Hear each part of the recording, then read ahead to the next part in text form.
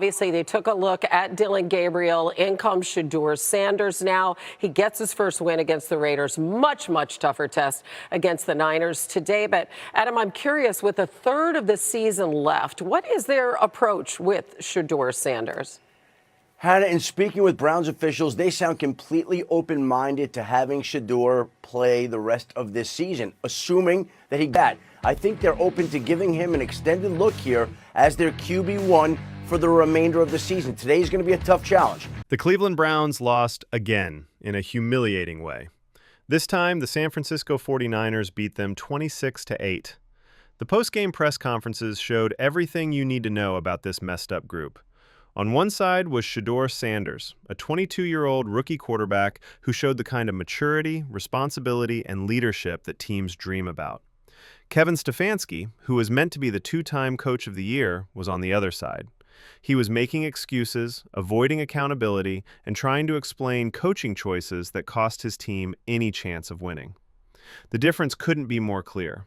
The contrast in character is plain, and the message to Browns supporters is even clearer.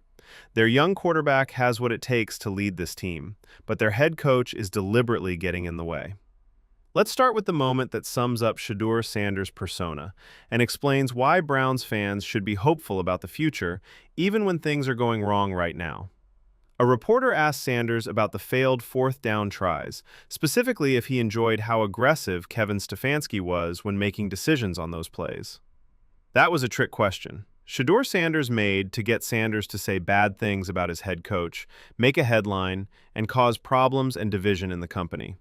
Every reporter in that room understood exactly what they were doing with that question, and they were nearly drooling at the thought of a rookie quarterback throwing his coach under the bus after a bad loss. Sanders knew right away what it was and stopped it right away.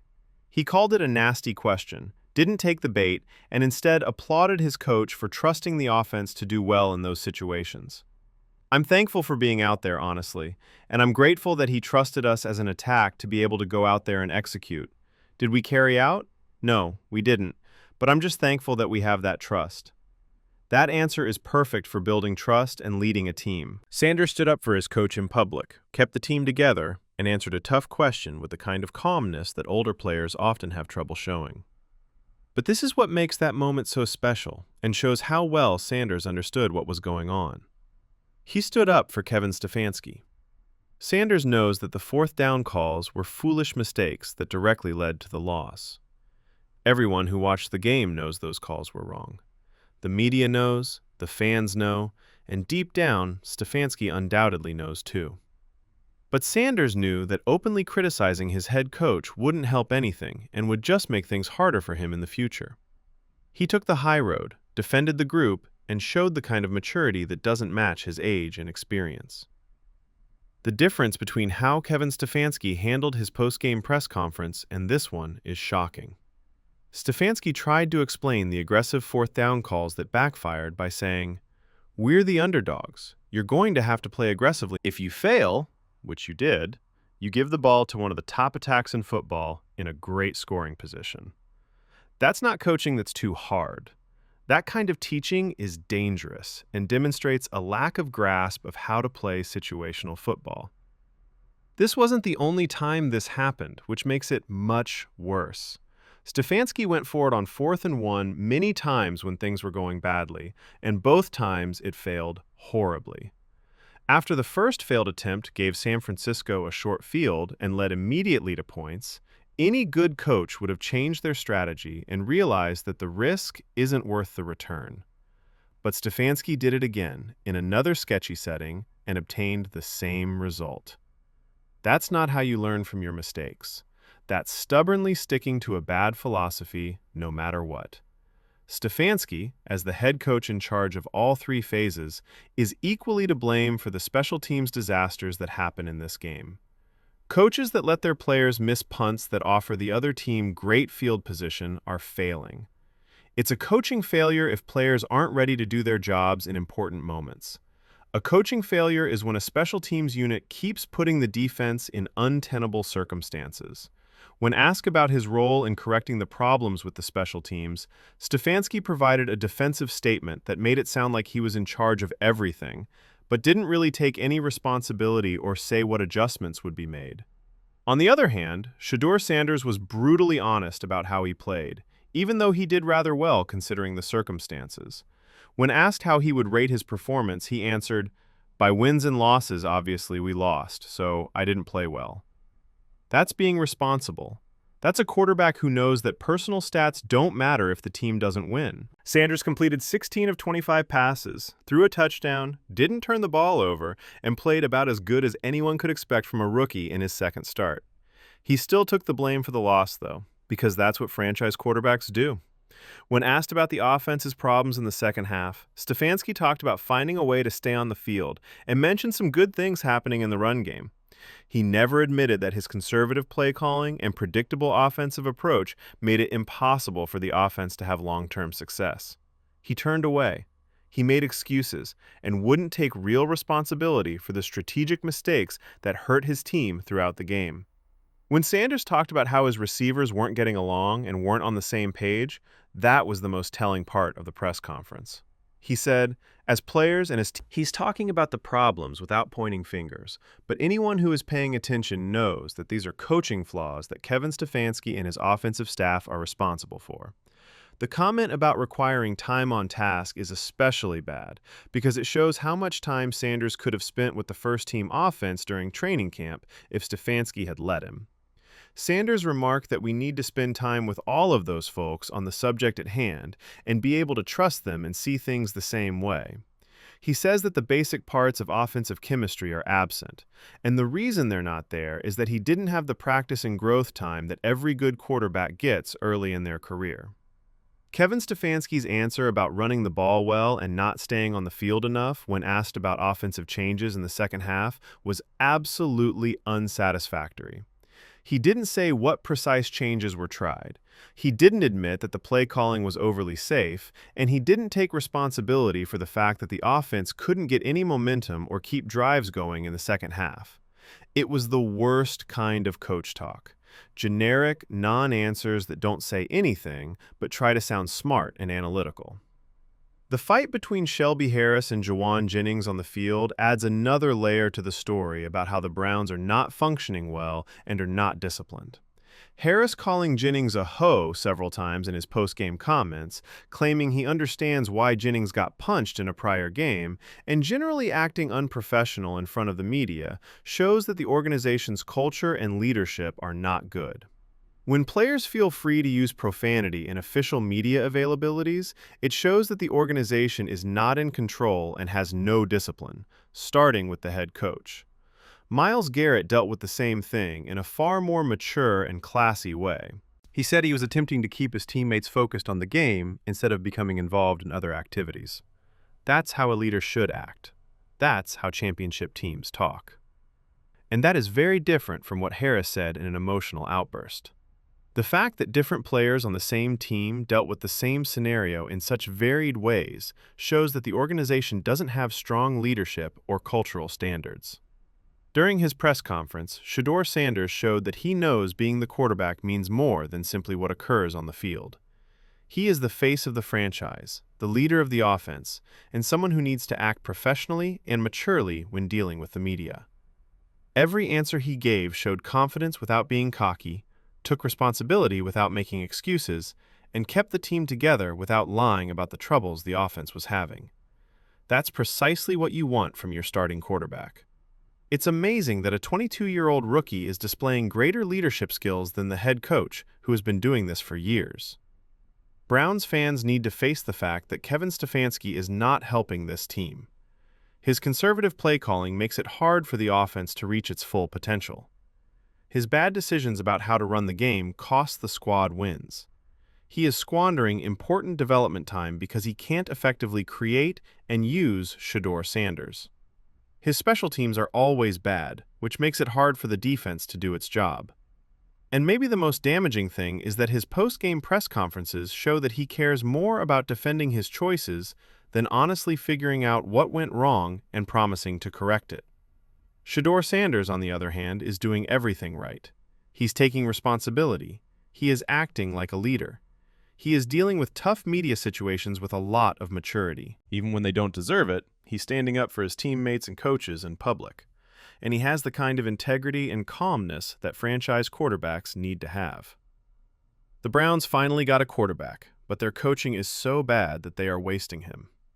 Sanders publicly defended the failed fourth down attempts, which are classic instances of Stefansky's basic mistakes as a game manager.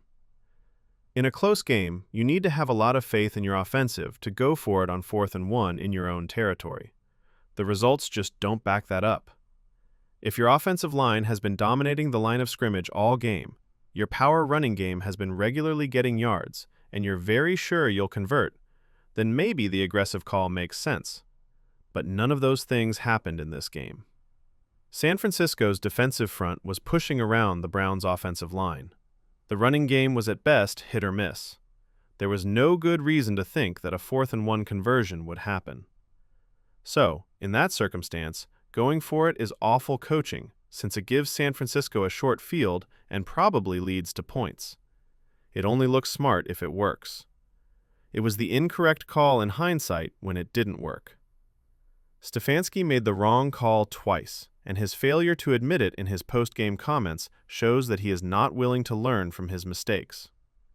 The mistakes made by the special teams that led to this loss are just as bad. At the professional level, muffed punts are basic mistakes that should nearly never happen. These athletes' only task is to catch and return punts. If they can't do that simple task, it's a problem with coaching and preparedness. The special teams coordinator needs to know which players can be trusted in tough situations and have contingencies in place in case something goes wrong.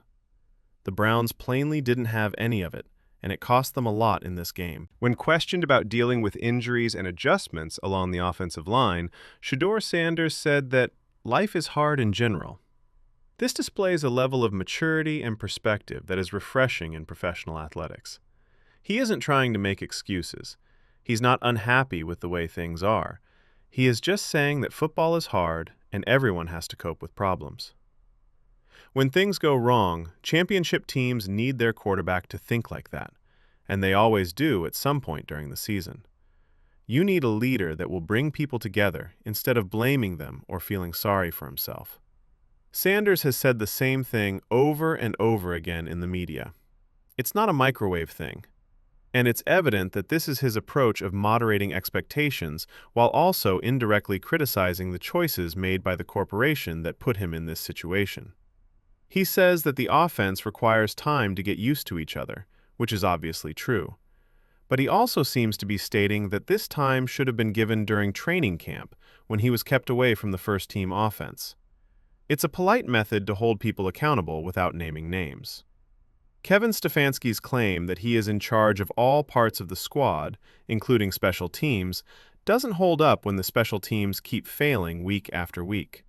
It's pointless to say you're accountable if you don't do anything to remedy the problems. Browns fans don't need to know that Stefansky is to blame. They need to see real steps taken to make the special teams better.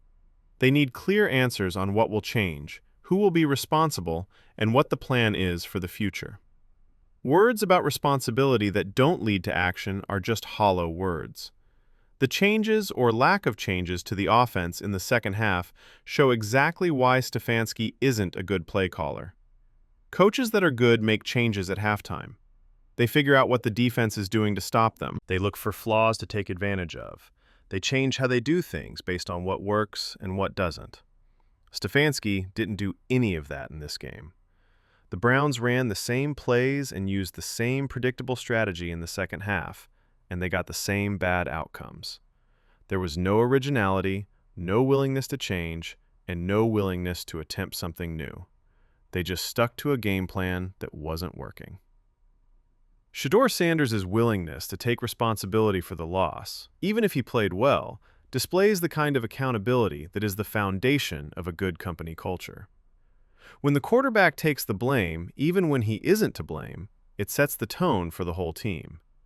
It informs everyone that excuses aren't good enough, that everyone needs to look in the mirror and figure out how to get better, and that winning is more important than how well each person plays.